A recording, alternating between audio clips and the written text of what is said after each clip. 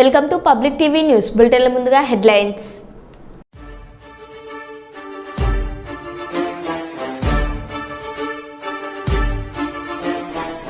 బదిలీపై వెళ్లిన ప్రిన్సిపల్ కు ఘనమైన వీడ్కోలు సన్మానం.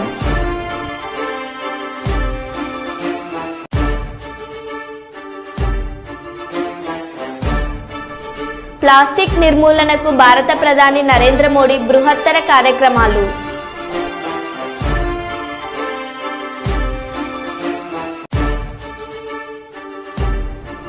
అభివృద్ధి పనుల కోసం పోర్టు చైర్మన్ డాక్టర్ ఎం అంగమత్తికి వినతి పత్రం అందజేసిన సౌత్ ఎమ్మెల్యే వంశకృష్ణ శ్రీనివాస్.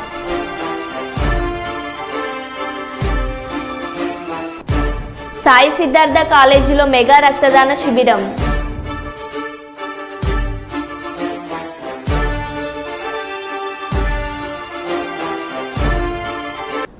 ఇక వివరాల్లోకి వెళ్తే, వరంగల్లో నకిలీ సర్టిఫికెట్ల భాగోతం బయటపడింది. ఏకంగా తహసీల్దార్ సంతకం ఫోర్జరీ చేసి ఇంటి నుండే నకిలీ సర్టిఫికెట్లు తయారు చేస్తున్న 4 ముఠా సభ్యులను అరెస్టు చేసి రిమాండ్కు పంపించినట్టు నందిరాం నాయక్ తెలిపారు. వరంగల్ మట్టెవాడ పోలీస్ స్టేషన్లో ఏర్పాటు చేసిన విలేకరుల సమావేశంలో ACP Nandiram Naik, CI Thummagopi, SI Sambaiah తదితరులు పాల్గొన్నారు. ఏసీపీ నందిరాం నాయక్ మాట్లాడుతూ వరంగల్ ఎంఆర్ఓ ఇక్బాల్ మట్టెవాడ పోలీస్ స్టేషన్లో ఫిర్యాదు చేశారని తెలిపారు. డబ్బులు ఇస్తే ఏ సర్టిఫికెట్ అయినా 5 నిమిషాల్లో తయారు చేస్తారు. నిజం బయటపడిందని అన్నారు. ఇప్పటి వరకు 8 మందిని అరెస్ట్ చేసినట్లు తెలిపారు. సర్టిఫికెట్ తయారు చేయడానికి సహకరించిన డీటీపీ స్టాంపు సంతకం ఫోర్జరీ దళారీల 4 అరెస్టు, నకిలీ సర్టిఫికెట్లు తీసుకున్న మరో 4ని అరెస్ట్ చేసినట్లు ఆయన వెల్లడించారు. పస్తం సతీష్ ఈయనది ఎనుమాముల, ఈయన వడ్డీ వ్యాపారం చేస్తూ ఉంటాడు. ఇది వడ్డీ వ్యాపారం చేయడానికి తహసీల్దార్ ఇష్యూ చేసేటువంటి మనీ లెండింగ్ సర్టిఫికెట్ అనేటువంటిది కంపల్సరీ. అయితే ఈ సర్టిఫికెట్ అతను ఏం చేశాడంటే తహసీల్దార్ దగ్గర తీసుకోకుండా ఒక ఫేక్ సర్టిఫికెట్ గత సంవత్సరం తీసుకొని ఆ ఫేక్ సర్టిఫికెట్తోని అతను మనీ లెండింగ్ బిజినెస్ చేస్తాడు. తర్వాత మొన్న 29వ తారీఖు ఆగస్టు నెల వరంగల్ ఎంఆర్ఓ ఇక్బాల్ గారి దగ్గరికి వెళ్ళి దాన్ని రినివల్ చేయడానికి అని చెప్పేసి అది ఇవ్వడం జరుగుతుంది. అయితే తహసీల్దార్ అది పరిశీలించిన తర్వాత ఈ సంతకాలను చూసి ఈ సంతకాలు నాది కాదు, నేను ఇష్యూ చేసినటువంటి సర్టిఫికేట్ కాదు, ఇది రినివల్ చేయడానికి కుదరదు అని చెప్పి దాన్ని రిజెక్ట్ చేస్తూ మా సిఐ గారికి ఎంఆర్ఓ గారు ఒక కంప్లైంట్ పంపిస్తారు. ఏది ఒక ఫేక్ సర్టిఫికెట్తోని మనీ లెండింగ్ ఈ పస్తం సతీష్ అనేటువంటి వ్యక్తి చేస్తున్నాడు, అతనిపైన చర్య తీసుకోండి అని చెప్పేసి ఇక్బాల్ తహసీల్దార్ గారు మా మటవాడ ఇన్స్పెక్టర్ గోపి గారికి ఒక కంప్లైంట్ పంపిస్తారు. ఆ కంప్లైంట్ మీద మా ఇన్స్పెక్టర్ అండ్ మా ఎస్ఐ సాంబయ్య కేసు నమోదు చేసి దీన్ని చాలా థరోగా ఇన్వెస్టిగేషన్ చేయడం జరుగుతుంది. సో ఈ ఇన్వెస్టిగేషన్లో భాగంగా ఇతన్ని పస్తం సతీష్ని మేము పట్టుకొని అతన్ని విచారించినాము. ఆ విచారణలో భాగంగా అతను చెప్పినటువంటి విషయం ఏంటంటే ఇతను ఒక చక్రపాణి జ్యువెలరీ దేశాయిపేట అతను ద్వారా ఎవరు ఈయన గోవిందుల సతీష్ అనేటువంటి కొత్తవాడకు చెందినటువంటి వ్యక్తికి అప్రోచ్ అయ్యి ఒక సర్టిఫికెట్ కావాలని చెప్పేసి అంటే ఈ గోవిందుల సతీష్ ఒక నకిలీ సర్టిఫికెటు తహసీల్దార్ గారికి సంబంధించినటువంటి సంతకాలు ఫోర్జరీ చేయడము, తర్వాత తహసీల్దార్కి సంబంధించినటువంటి రౌండ్ సీట్స్, స్టాంప్స్ అన్నీ కూడా ముద్రలు వేసి ఒక దొంగ సర్టిఫికెట్ త్రూ చక్రపాణి ద్వారా ఇతను తీసుకున్నట్టుగా మాకు సమాచారం వస్తుంది. సో దీన్ని కొంచెము డీటెయిల్డ్గా మేము ఎంక్వైరీ చేస్తే ఈ చక్రపాణి తర్వాత ఈ సతీష్ను మేము వీళ్ళని కూడా పట్టుకొని విచారిస్తే ఇతను పస్తం సతీష్కే కాకుండా ఇంకా 4గురికి మరి ఫ్యామిలీ సర్టిఫికెట్ కూడా ఫేక్ సర్టిఫికెట్ కూడా మరి ఫోర్జరీ ఎంఆర్ఓ గారి ఫోర్జరీ సంతకాలతో ఇష్యూ ఇచ్చినట్టుగా మా విచారణలో తెలుస్తుంది. ఎవరు ఖాజా మహమ్మద్ అజారుద్దీన్ మండి బజార్కు చెందినటువంటి వ్యక్తి కూడా ఒక ఫ్యామిలీ ఫేక్ సర్టిఫికెట్ తీసుకుంటారు. అదేవిధంగా సయ్యద్ సాబీర్ కాజీపేట్ ఇతను కూడా ఒక ఫ్యామిలీ ఫేక్ సర్టిఫికెట్ తీసుకుంటాడు.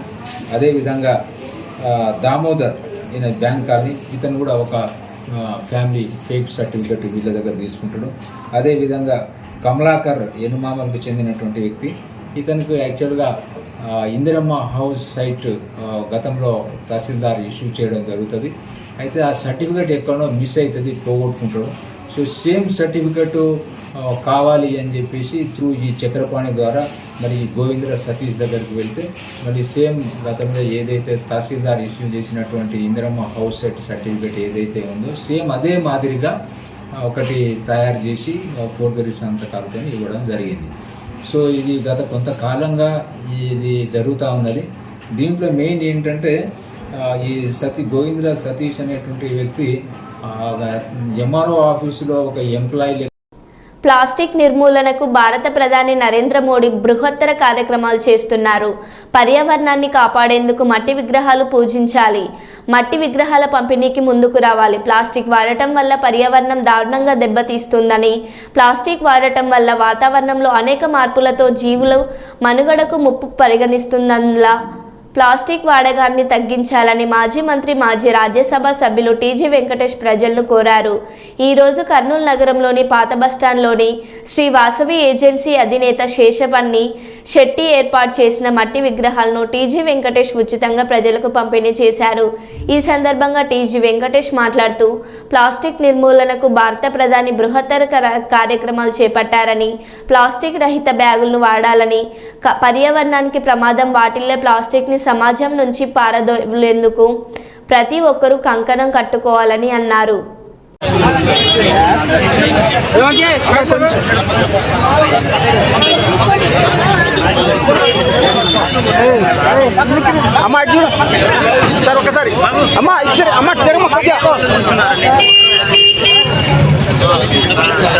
దానిపైన సార్ కాదు సార్ లేదు సార్. ప్లాస్టిక్స్ నిర్మూలించాలని ప్రధానమంత్రి గారు బృహత్ కార్యక్రమాన్ని చేపట్టారు.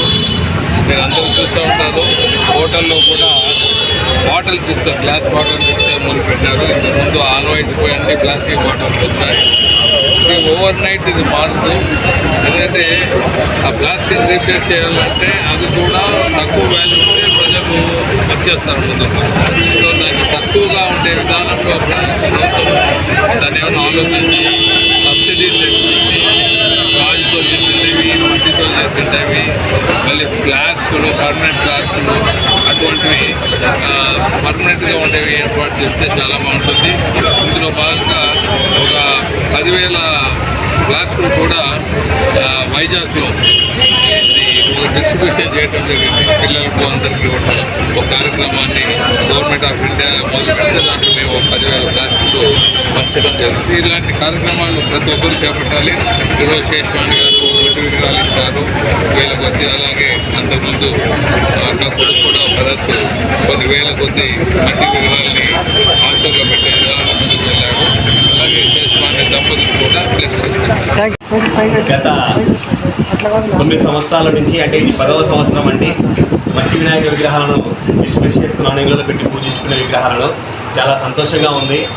మొదట 200 విగ్రహాలతో స్టార్ట్ చేశాను. గత సంవత్సరం 1000 విగ్రహాలు, ఈ సంవత్సరం కూడా 1000 విగ్రహాలతో మేము మట్టి వినాయక విగ్రహాలను డిస్ట్రిబ్యూట్ చేస్తున్నాను. నాకు ఇలా పంచేయండి అని చెప్పింది మా గోదావరి పాలిమర్స్ ప్రైవేట్ లిమిటెడ్ యొక్క ఎండి గారు రాజేంద్ర కుమార్ గారు చెప్పారు. ఆ సార్ ఇచ్చిన ప్రోత్సాహంతోనే నేను ముందుకెళ్తూ ప్రతి సంవత్సరం వినాయక విగ్రహాలను డిస్ట్రిబ్యూట్ చేస్తున్నాను. ఇలాగే చాలామంది కూడా, ప్రతి ఒక్కరు కూడా, అంటే ఇళ్లలోనూ మరియు వీధుల్లోనూ కూడా అందరూ మట్టి వినాయక విగ్రహాలను పెట్టి పూజించి పర్యావరణాన్ని కాపాడాలని కోరుకుంటున్నాను. ధన్యవాదాలు. నా పేరు శేషపని. భారీ వర్షాలతో తెగిన చెరువులు, దెబ్బతిన్న పంట పొలాలను పరిశీలించిన ఎమ్మెల్సీ రవీందర్రావు రాష్ట్ర ప్రభుత్వం వెంటనే తెగిన చెరువుల కట్టలను అభివృద్ధించాలని ఈ సందర్భంగా ఎమ్మెల్సీ రవీందర్రావు డిమాండ్ చేశారు. అయోధ్య గ్రామం తెగిపోవడంతో తగిన చెరువును పరిశీలించిన ఎమ్మెల్సీ రవీందర్రావు బీఆర్ఎస్ నేతలు వర్షంలతో నష్టపోయిన ప్రజలను, రైతులను వెంటనే ప్రభుత్వం ఆదుకోవాలని ఆయన ప్రభుత్వానికి విజ్ఞప్తి చేశారు. ఈ కార్యక్రమంలో టీఆర్ఎస్ నేతలు పాల్గొన్నారు. బీఆర్ఎస్ పార్టీ ప్రజాప్రతినిధులు బృందమంతా కూడా ఈరోజు సందర్శన చేయడం జరిగింది. మహిబాద్ మున్సిపల్ చైర్మన్ రామ్మోహన్ రెడ్డి గారు, వైస్ చైర్మన్ మహానేని వెంకన్న గారు, ఇంకా సింగిల్ విండో చైర్మన్ రంజిత్ గారు, అశోక్ గారు, తేలసీని గారు, జరుపతి వెంకన్న గారు, మంగళపల్లి కన్న గారు, ఇంకా గ్రామ సర్పంచ్ గారు, మాజీ సర్పంచులు, గ్రామ రైతు సోదరులు, ఇంకా పార్టీ శంకర్ గారు, కౌన్సిలర్ గారు, ఇంకా భానోత్ రవికుమార్ గారు, రామకృష్ణ గారు, సీని గారు, ఇంక ఇతర మిత్రులందరికీ పేరు పేరున ఈ సందర్భంగా చాలా దురదృష్టకరం. చెరువు మధ్యలో కట్ట దిగడం అనేది ఒక చుక్క నీరు కూడా చెరువులో లేకుండా పోయింది. అంతేకాకుండా రైతు చెరువు ఇప్పుడు గండి దిగిన కిందనే పొలం ఉన్నటువంటి రైతు వీరికి ఉన్న మొత్తం పొలంలో కూడా ఇసుక మెటలేసి ఆ పంటంతా కూడా నష్టం జరిగింది. అకాల వర్షాలు, విపరీతమైనటువంటి వర్షంతో మహబూబాబాద్ జిల్లాలో ఇప్పుడున్న సమాచారం మేరకే 95 చెరువులకి గండ్లుబడి నష్టం జరిగింది. ఇంకా చాలా చెరువులు మరమ్మతులకి అవకాశం ఉంది. ఇంకా అవంతా కూడా పూర్తి స్థాయిలో లెక్కలు రావాల్సి ఉంది. మరి ఈ 95 చెర్లతో పాటు ఇంకొక 50 నుంచి 100 చెర్లకి మరమ్మతులు చేయాల్సిన అవసరం ఉంది. ఇది వేగవంతంగా యుద్ధ ప్రాతిపదికన చేయాల్సినటువంటి పనులు. ఇది ఏమాత్రం కూడా కాలయాపన చేసినా, ఎక్కువ సమయం తీసుకున్నా కూడా ఉన్న వర్షాలు కాస్తపోతే కాలమయ్యి ఈ పంటలు ఎండిపోయే పరిస్థితి ఉంటుంది. ఇప్పుడే వ్యవసాయం ఇంకా కొద్ది రోజులైతే అవి పొట్టకొచ్చే దశలో పొలాలు ఉన్నాయి కనుక ప్రభుత్వం తక్షణమే ఈ చెరువు కట్టల మరమ్మతులను యుద్ధ ప్రాతిపదికన వేగవంతంగా ఫార్మాలిటీస్ అనే తర్వాత ఎస్టిమేట్స్ కానీ టెండర్స్ కానీ ఈ విధానాలన్నీ కాకుండా వేగవంతంగా ఈ యొక్క చెరువుల గండ్లను పూడ్చాల్సిందిగా, మరమ్మతులు చేయాల్సిందిగా ఈ సందర్భంగా విజ్ఞప్తి చేస్తున్నాం. అంతేకాకుండా చాలా పొలాలు కోత గురి అయినాయి, ఇసుక మేటలు వేయడం జరిగింది, వందలాది వేలాది ఎకరాలు కూడా నష్టం జరిగింది. లింకు చెరువులు చాలా వరకు కూడా తెగిపోయినాయి అనేక గ్రామాల్లో, మండలాల్లో. ఈ రైతులకు కూడా ఎకరానికి 30,000 చొప్పున నష్టపరిహారం ఇవ్వాలని టీఆర్ఎస్ పార్టీ డిమాండ్ చేస్తుంది. అంతేకాకుండా చాలా గ్రామాలకి మినిమం రోడ్ల కనెక్టివిటీ కూడా తెగిపోయింది. చాలా చోట్ల బ్రిడ్జ్ కావడం జరిగింది. ఆ రోడ్లన్నీ కూడా తెగిపోయి రవాణా సౌకర్యం కూడా లేనటువంటి పరిస్థితిని మనం చూస్తున్నాం. కాబట్టి వేగవంతంగా గన్లను పూడ్చడం, రోడ్లకు మరమ్మతు చేయడం, తూములను మత్తలను మరమ్మతు చేయడం, తెగిన చెర్లని వెంటనే పూడ్చడం, ఆ తర్వాత పోతే చెరువులో వచ్చే చుక్క నీటినైనా నిలుపుకునే అవకాశాన్ని కల్పించాలి.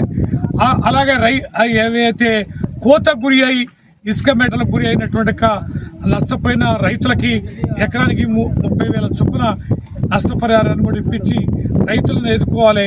రైతు ప్రభుత్వంగా రైతులకు ఎంతో విశ్వాసాన్ని, నమ్మకం కలిగించి అధికారంలోకి వచ్చిన కాంగ్రెస్ పార్టీ ముఖ్యమంత్రి రేవంత్ రెడ్డి గారు తక్షణమే స్పందించాలి.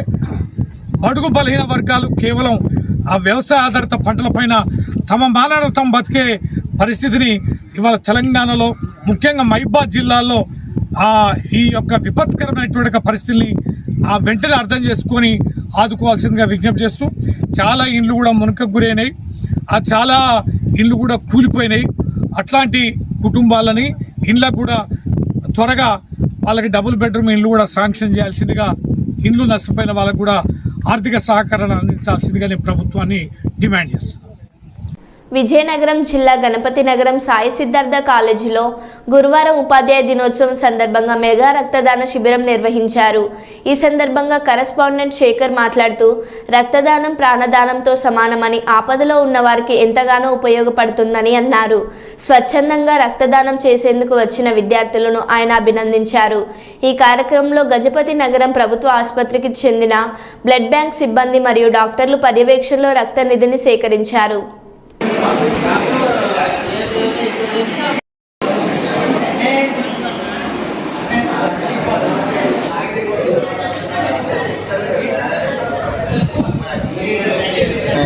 రాలేదు 26 రాలేదు.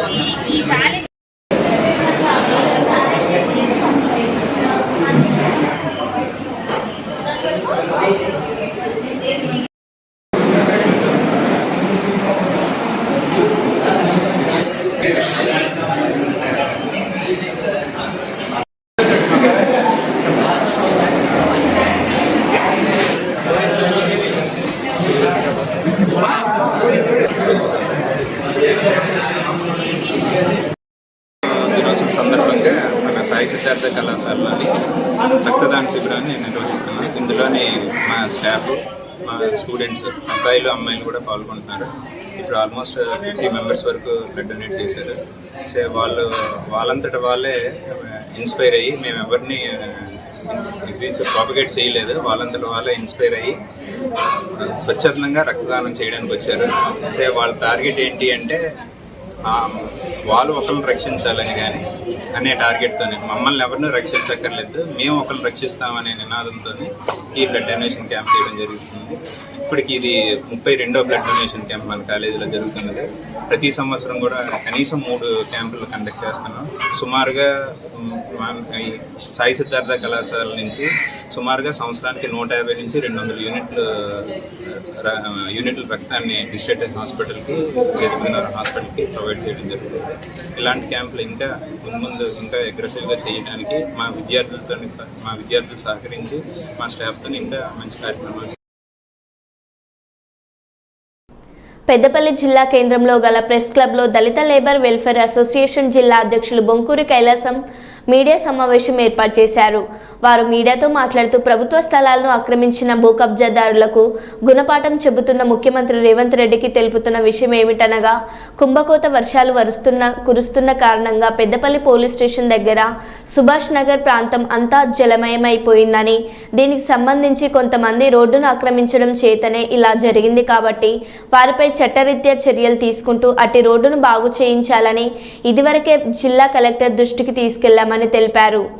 ఇబ్బందులు ఉన్నాయని మేము గౌరవ కలెక్టర్ గారికి 23/9/2019 రోజున మేము లెటర్ పెట్టడం జరిగింది.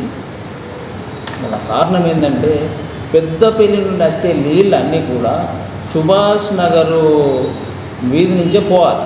ఇక్కడ ఒక 20 ఫీట్ల డ్రైనేజ్ ఉండేది.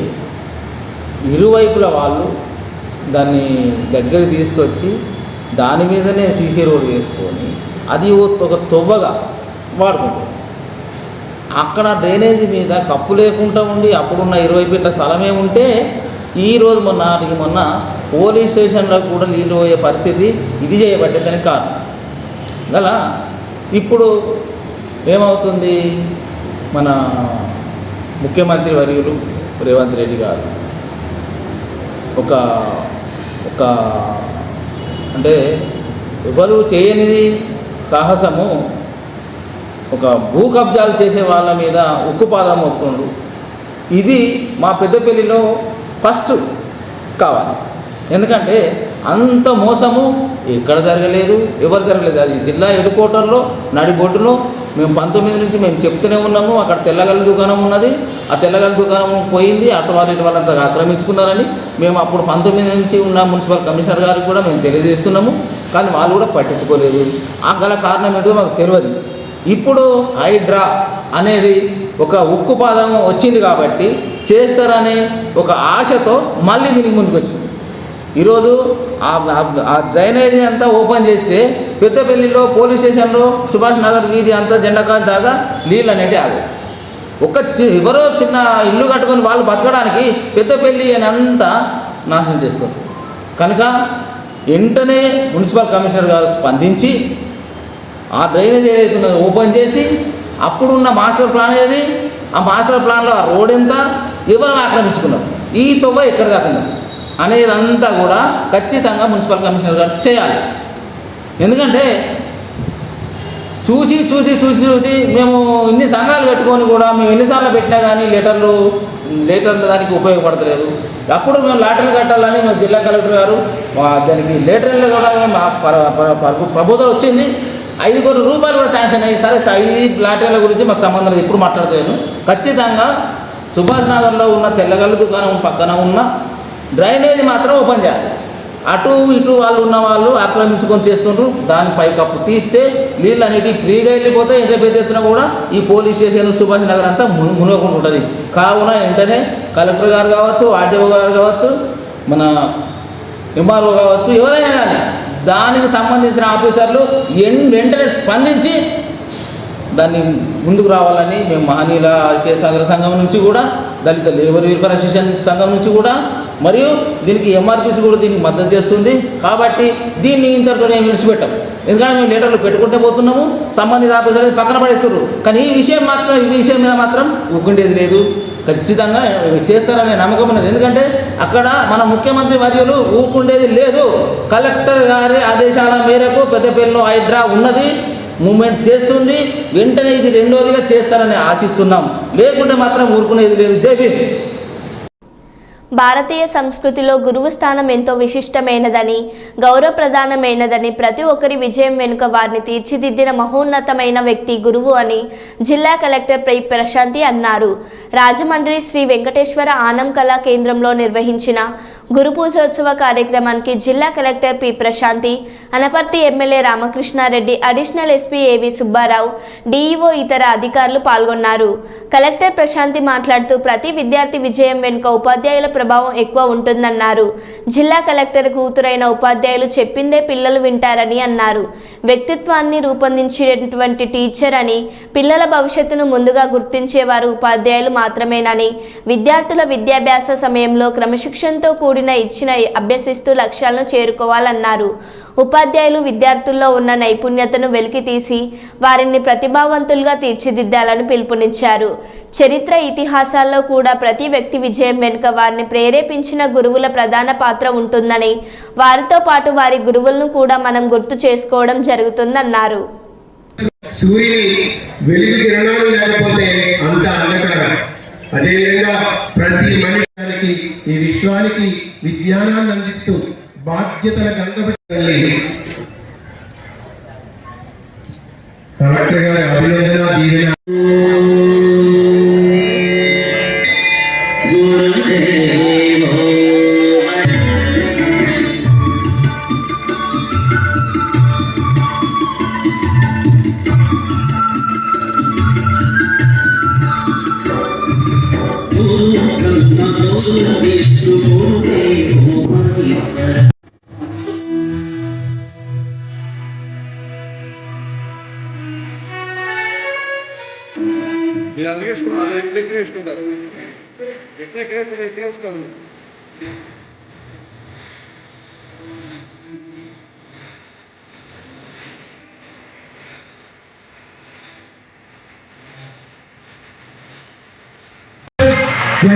స్పందనపాటి కోల్ గారు,